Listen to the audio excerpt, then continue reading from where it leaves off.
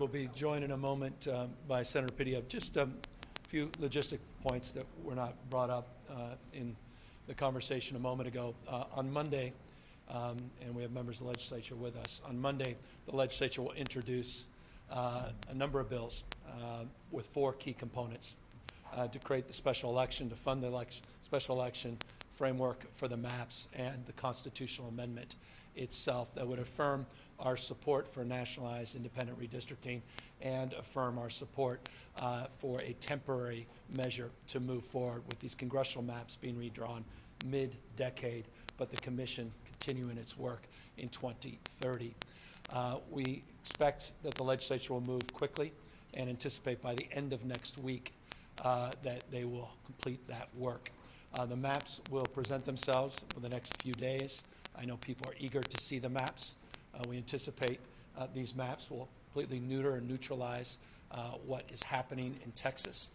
This does not go forward, I want to remind everybody, unless one of these other states move forward. There's still an exit ramp, not just Texas, but Missouri, as I mentioned, or Florida, Indiana, and these other states that are considering doing the unprecedented, rigging their elections with midterm redistricting. So we're hopeful they don't move forward. If that's the case, this effort will not be necessary, but we're not waiting and we're not anticipating that these states will be passive, particularly with the directive coming from President Donald Trump. With that, we're happy to answer any questions. Governor, so you said a moment ago, President Trump is underwater on the economy. He's underwater on immigration. Historically, midterms are very bad for the party in power. Bush, Clinton, Obama. Why not put this effort? You could win some of these seats in Texas. If this is a wave election, you could win 40 seats. Would you look back on this as a wasted effort? Quite the contrary. I mean, 5 seats is a magic number. 2020, 5 seats. Flipped 5 seats, 2022. It's 3 seats right now. He knows the margin of error. It was very specific. He wanted 5 seats. He was very specific when he assigned J.D. Vance not to go to the memorials and funerals of people who lost their lives in the floods in Texas, but rather to spend the time in Indiana to try to rig the elections in Indiana and redistrict there. He knew exactly what he's doing as it relates to Florida. So this is not just about Texas. This is about running away with this system and rigging it midterm. So we're not going to sit back passively hoping that somehow conditions align with those that are living with, I think, a pre-existing condition that somehow everybody's playing fair. Donald Trump does not play fair. You've seen that happen over and over again, and it's I'm just not going to sit back and be complicit. I don't think the people of the state of California are going to be complicit this November and watch this system get rigged and watch our democracy fail. Does the trigger go into place if any Republican state does this? Yes. And are you confident that you have all the votes in the legislature and this is going to pass? Well, I have the confidence of legislative leadership. A number of them are assembled here today, including the Speaker and the Pro Tem that were at a press conference last week, and they have confidence in their caucuses. We've been working closely with the caucuses in both houses for some time, and we believe we'll have the 2/3 to allow the people to decide for themselves. Governor, if Trump is doing this, he's not going to stop with Texas. Are you calling on other blue states to do this now? I think you got to meet fire with fire. I mean, this is a break the glass moment for our democracy, for our nation. The world's watching us, and so absolutely. Again, it's look, identifying a problem is one thing. You got to do something about it. So this is about action, and that's what we're doing here in California. It's about resolve. It's about how. It's not about should we meet fire with fire. It's about how we actually achieve it, and so that's my hope and my expectation that other states will follow suit. Just in terms of what you were just talking about, I mean, what is the Democrats' endgame here? Because Republicans do have more options for redistricting in states like Ohio, Indiana, Missouri, and there are a lot bigger legal hurdles for Democrats in states like New York, New Jersey. I mean, what is the endgame? Do you feel like you can win this? We got to win. I mean, democracy's counting on us. I mean, the founding fathers did not live and die to see this moment, and so there's just too much at stake. And we can roll over and say, boy, maybe if we don't, they won't continue this process well beyond Texas. You know for a fact they will. They'll run up the score regardless. At least California could push back and neutralize Texas. And once a mind is stretched, it never goes back to its original form, the power of emulation. Success leaves clues. If we're successful in November, I imagine other states may consider their own paths. Some could happen as late as January. Some could happen earlier. Many states have not dissimilar independent redistricting commissions. They could take a look at exactly how we process this and how we approached it. Other states are differently situated. But look, at the end of the day, we're just, they count on us to continue to say one thing and do another. That's what's different about this. We're not just asserting ourselves, we're going to prove ourselves this November. Governor, was there legislation for counties in California to say that the state can't afford this? The registrar in Riverside County said it's going to cost $16 million. Yeah. The special election. What's your response? Well, the state of California is going to fund that. And that's what the bill's all about. So, yes, it's deeply disingenuous. We've got the money. We're going to do it. And no price tag for democracy. And this individual should know, as he's a what? The registrar of voters. He should know the rules. Imagine that's a job description as well. The state will be funding it. Governor, there was have an you ice. spoken with Governor Schwarzenegger about your proposal? I had a chance to dialogue with the governor.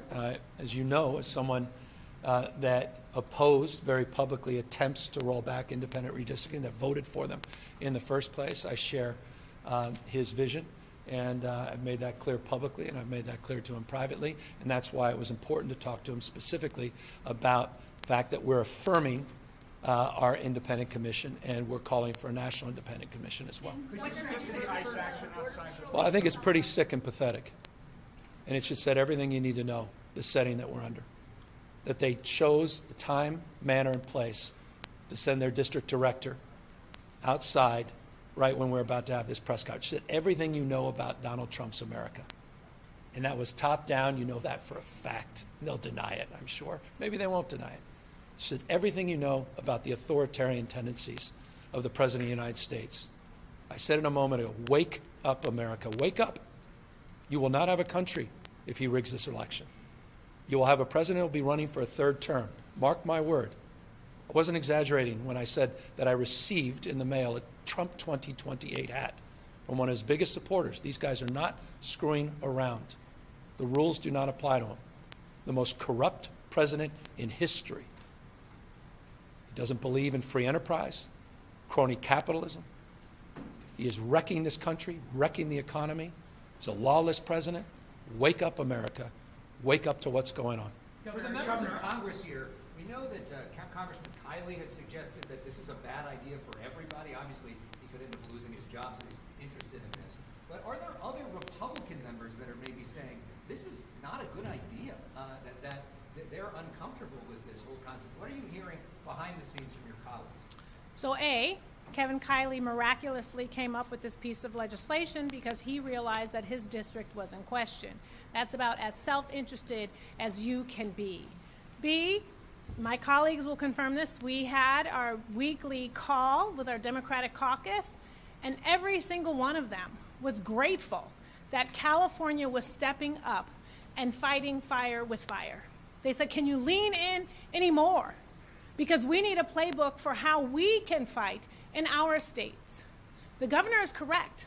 Florida is now in play. Indiana is in play. Missouri is in play. Ohio is in play.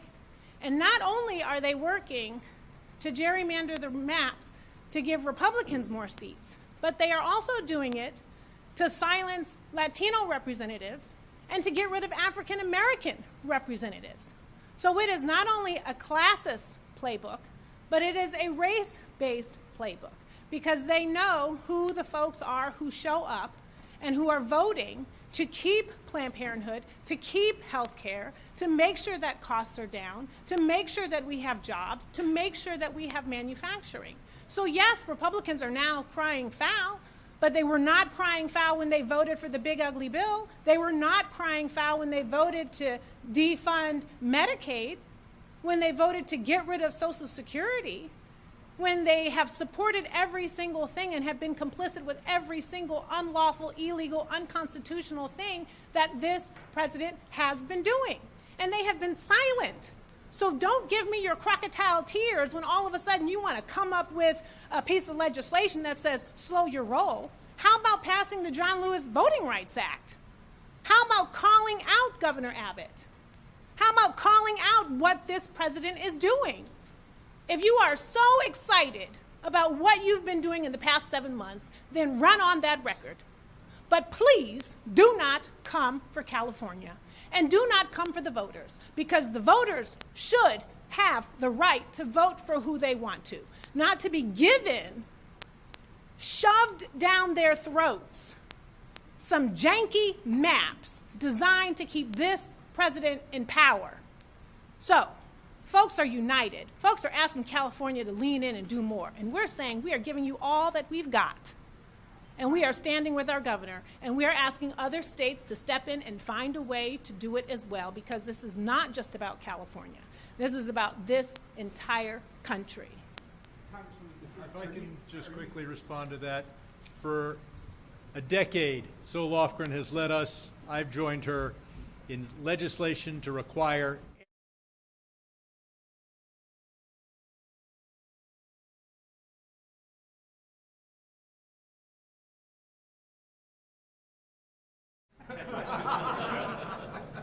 Let me just say, first of all, this press conference that we had today, led by our governor, is the kind of leadership that's going to determine the direction of this country. I am very pleased that Governor Newsom is providing the leadership not only for California, but for the rest of this nation, who are all upset about the chaotic situation that we're in this country. Let me just say that we here in California have witnessed the President of the United States sending in the National Guard, sending in the Marines to deal with what problem? There is no problem about danger and violence. Of course, there is some opportunities for ICE and others to say that they are doing what they need to do, what should be done, but they cannot continue to be masked in vans, pulling people off the street, intimidating people, going into supermarkets and other places where they are trying to identify those that they think should be deported.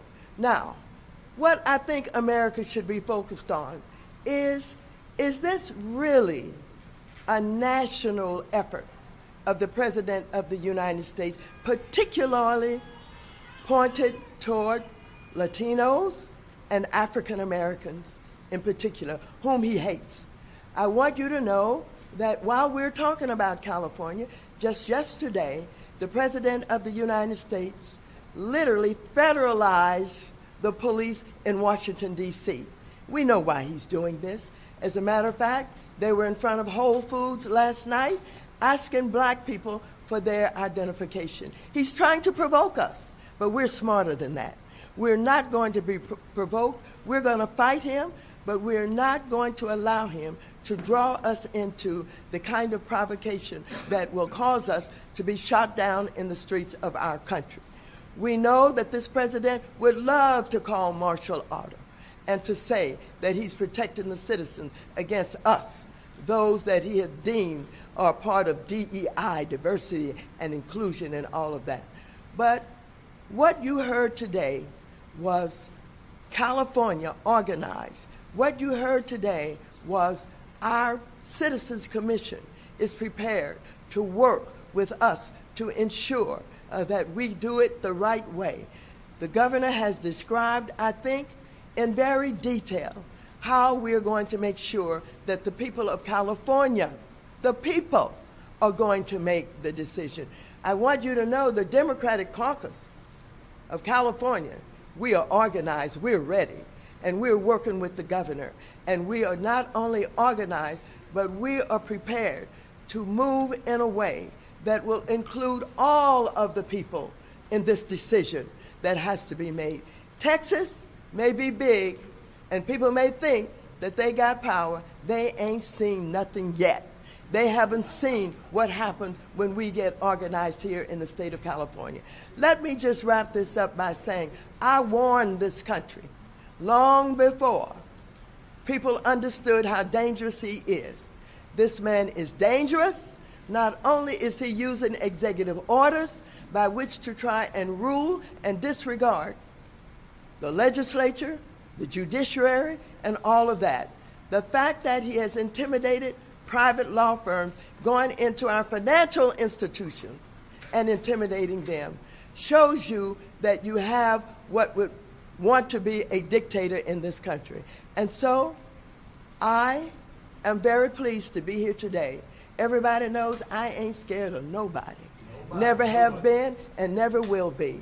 And I will do everything that I can to use my leadership and my influence working with the governor to ensure that California takes their playbook and play it back on them. Thank you very much.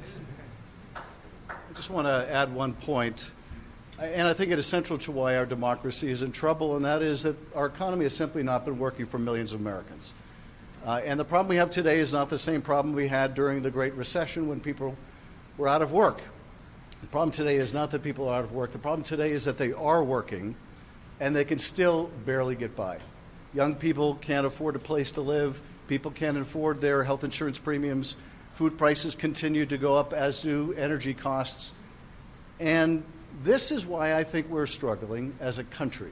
When people see the quality of life that their parents enjoyed is better than what they have, all too many are eager or willing to entertain any demagogue who comes along promising that they alone can fix it. The problem is he is not fixing it. This is not the right answer. He is not fixing it. Our lives are simply getting more difficult as the American people. Costs continue to rise, and his policies have been an abject failure. The tariff wars, we're only beginning to feel the cost increases that are resulting from his tariffs. He is deeply unpopular, and rather than trying to improve the lot of the American people and address these economic challenges, instead he's decided the only way he can maintain his grip on power with his increasing unpopularity is by trying to redraw the lines in another state. And this is why California has to fight back. He is never going to take meaningful action to deal with the ordinary challenges facing Californians or the American people. He wants to instead redraw the lines in Texas to keep him in power and keep those deeply unpopular failed policies moving forward. But we are determined here in California to stop him. Governor, Thank you, everyone. We are out of time. can you talk a little bit about Can how you much react to you're what's going on with those posts on X that are clearly trolling the president? What? Can you just talk about that? Is that like a strategy? I don't know. I hope it's a wake-up call to the President of the United States. I'm sort of following his example. If you've got issues with what I'm putting out, you sure as hell should have concerns about what he's putting out as president. So to the extent it's gotten some attention, I'm pleased.